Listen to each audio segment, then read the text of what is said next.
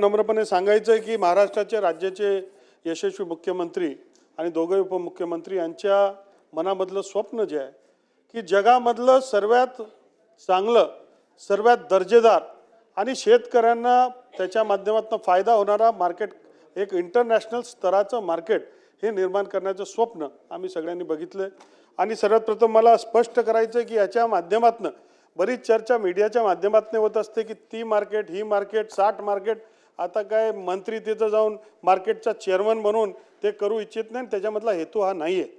आपल्याला पूर्वीच्या काळामध्ये 70-80च्या दशकामध्ये जे नवी मुंबई मार्केट आलं होतं, आपलं ते टर्मिनल मार्केट आलं होतं, ते जवळपास 175 एकरवर आलं होतं। मागच्या काळामध्ये रुंजीस मार्केट आहे पॅरिसला बघितलं मी, दुबईचं मार्केट त्याच्या बाबतीतली माहिती ऐकली, त्याच्यानंतर हॅम्बर्गच्या जगातले सर्व मार्केट यांची माहिती मी ऐकली आणि मला नम्रपणे सांगायचं त्याच्यापेक्षाही मोठं 1200 एकरवर जगातलं सर्वात मोठं मार्केट हे महाराष्ट्रामध्ये बनवण्याचा संकल्प आहे आणि हा मूळ या बिलचा हेतू आहे। आणि म्हणून तो जो मार्केट बनेल ते साधारणतः राज्याच्या मुख्यमंत्र्यांच्या मनामध्ये की ते पनवेल जवळ किंवा वाढवणचे बंदर आहे तिथं आपण ते करावं असं प्रकारचं स्वप्न आहे, ज्याच्या माध्यमातून हायवे, रेल्वे, एअरपोर्ट, सीपोर्ट हे सगळं त्याच्या जवळ उपलब्ध होऊ शकेल, एवढी मोठी जागा त्याला उपलब्ध होऊ शकेल।